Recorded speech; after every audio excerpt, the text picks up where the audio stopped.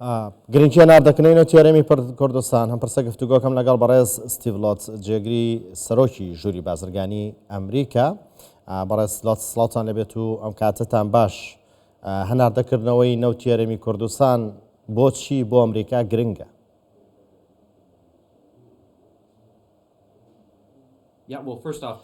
بەڵێ سەرەتا زۆر سوپاس بۆ کوردستان 24 بۆ ئەم دەرفەتە لەو کاتەوەی کە بڕینەوەتی عێراق تورکیا داخراوە ئێمە ڕوون بووین وەک ژووری بازرگانی ئەمریکا کە گرنگە ئەم نەوتەی هەرێمی کوردستان لە ڕێگەی ئەم بۆریەوە هەناردە بکرێتەوە. لێرەدا داهات لەدەست دراوە و دەرفەتێکە بۆ هەرێمی کوردستان و بۆ عێراقیش تاوەکو ئەم نەوتە هەناردە بکرێتەوە.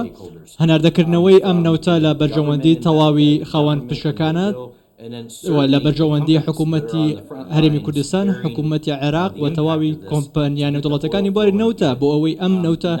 جارێکی دیکە هەناردە بکرێتەوە. ئەمە تەنها کاریگەری لەسەر خاوەن پشکەکان نەبووە و بەڵکو بە شێوەیەکی جیهانی کاریگەری هەبووە و کاریگەری لەسەر بازاڕی وزەی جیهانیش هەبووە. ئێمە پێمان وایە کە پێویستە ئەم نەوتە هەناردە بکرێتەوە تاواکو هەمووان سوودمەند بن و لە بەرژەوەندی هەمووان بێت. ئێمە دڵخۆشین بەوەی کە ئەو بەوەی کە دەیبینین و هیواخوازیشین کە ئەو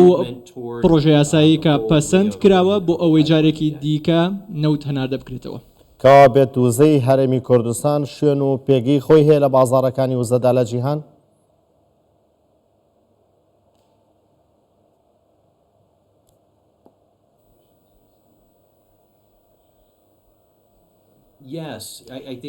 بەڵێ بەدڵنیاییەوە ئەمە گرنگە بیرمان بێتەوە کە لە دوای لە پشت ئەم داهاتێکە لە دەست چووە و دەرفەتیش لە دەست چووە و بودجە لە سەرانسەری جیهان کاریگەر بووە. بۆ نمونە کاتێک ئێمە باسی ئەم هەناردەکردنەوەی ئەم نەوتە دەکەینەوە بە ملیاران دۆلار زیان بە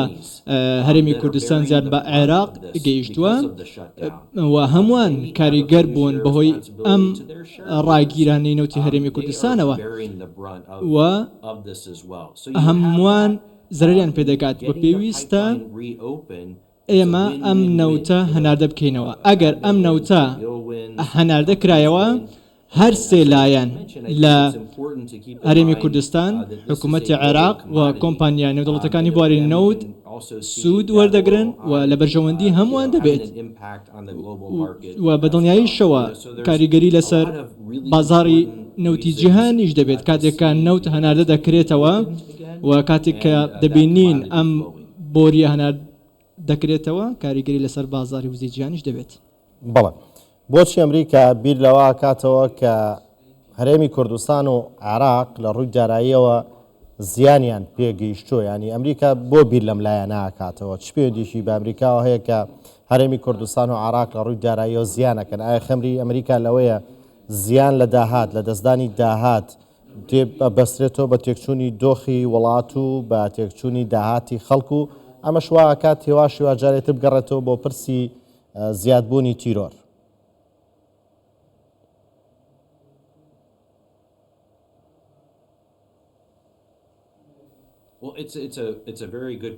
بەڵێ ئەمە پرسیارێکی زۆر گرنگە. سەرەتا دەمەوێت ئەوە بڵێم ئێمە گرنگی بەم پرسە دەدەین چونکە کۆمپانیا نێودوڵەتەکانی بواری نەوت کاریگەر بووین. ئێمە وەک ژووری بازرگانی ئەمریکا کۆمپانیا نێودوڵەتەکانی بواری نەوت بە تایبەتی کۆمپانیا ئەمریکیەکان کاریگەر بوون بەهۆی ئەوەی ئەم نەوتە ڕاگیراوە کاتێک کە دێنە سەرداهاتی حکوومەتەکان و دەگەڕێمەوە بۆ ئەو ئایدیایی کە دەڵێن دەرفەتەکان لە دەستچوون. مەبەستمان چێ لە دەرفەتەکان لە دەستچوون چونکە بە هەناردەکردنەوەی ئەم نەوتە داهات دەستی حکوومەت دەکەوێت. ئەم داهاتەش بۆ خزمەتگوزاری بۆ خەڵکی وڵاتەکە خەرج دەکرێت و سراڕای ئەمانەش بۆ نمونە ئەگەر تۆ لە کەرتێکی تەندروستی بیت بۆ نمونە لە حکوومەتی عێراق لە حکوومەتی هەرێمی کوردستان بۆ نمونە پێویستیان بە کۆمپانیا ئەمریکەکانە تاوەکو یارمەتیان بدەن لە بواری کەرتی تەندروستی و لەم ساتەدا زەرەر دەکەیت کاتێک کە تۆ داهاتێکت نەمێت بۆ ئەوەی گرنگی بە کەرتەکانی خۆت بدەیت چە کەرتی تەندروستی بە یاخۆت هەر کەرتێکی دیکە کە بتوانێت خزمەتی خەڵکی خۆت بکەیت بەهۆی لە دەستچوونی ئەم دەرفەتانەوە بەهۆی لە دەستچوونی ئەم داهاتەوە تۆ زەرەر دەکەیت ناتوانێت بە شێوەیەکی باش خزمەتگوزاریەکانت پێشکەش بکەیت و لێرەدا ئێستا لە هەرێمی کوردستان لە عێراق چەندین دەرفەتی گرنگ هەیە بۆ کۆمپانیاکانی ئەمریکا بەدەر لە بواری وزە بەڵکو لە کەرتەکانی دیکە لە کەرتی وەبەرهێنان لە کەرتی تەکنەلۆژیا لە گواستنەوە لە کشتتوکاڵ چەندین کەرتی گرنگ هەیە چەندین دەرفەت هەیە بۆ ئەوەی وەبەرهێنان بکەن و بەدڵنیاییەوە ئەم هەناردەکردنەوەی نەوتی هەرێمی کوردستان گرنگە بۆ ئەوەی حکوومەتی عێراق حکوومەتی هەرێمی کوردستان داهاتێکی دەستکەوێتاوەکو لە کارتە خزمەتگوزاریەکان بتوانێت هاوکاری خەڵکی خۆی بکات بەڕست لۆس کۆمپانیا ئەمریکیەکان تا چەند گرنگی بەوادەن تا چەند خواستیان هەیە کەەوە بەرهێنان بکەن لە هەرێمی کوردستان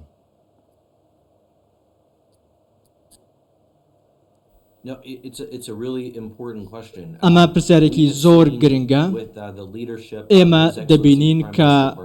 جەناب بەڕێزیان سەرۆکوەزیران مەسرور بارزانی چاکسازیەکی دەست پێ کردووە چاکسازیەکی زۆر گرنگ بۆ ئەوەی بتوانین دەرفەتەکان بخاتە بەردەست کۆمپانیا ئەمریکیەکان تاوەکو بێنە هەرێمی کوردستان و بەرهێنان بکەن چەندین پایەی گرنگ هەیە کە سەرۆکوەزیران سەرنجی خستوتە سەر لەوانەش کشت و کاڵ بواری وزە بواری وەبەرهێنان و هەموو ئەمانە گرنگن کە کۆمپانیاکانی دەرەوە کۆمپانیاکانی ئەمریکا بێنە هەرێمی کوردستان و وەبەرهێنان لەم کەرتەدا بکەن ئێمە زۆر سەرنجمان لەسەر ئەوەیە و باوەڕمان وایە کە دیدگایەک و داهاتوویەکی پرشنگدار هەیە تاوەکو بتوانین بینە هەرێمی کوردستان و وەبەرهێنان لە کەرتە جیاوازەکان بکەین بتوانین ئەم دەرفەتانەی کە لە هەرێمی کوردستان هەیە بیان خۆزینەوە بەو توانایی کە هەرێمی کوردستان هەیە چونکە بەدڵنیایەوە دەبینین دەرفەتی زۆر ناوازە و گونجاو هەیە بەڕێز ستیڤ لۆتس جێگری سەرۆکی ژووری بازرگانی ئەمریکا سپاس بۆ کاتەی بە ئێمەتاندا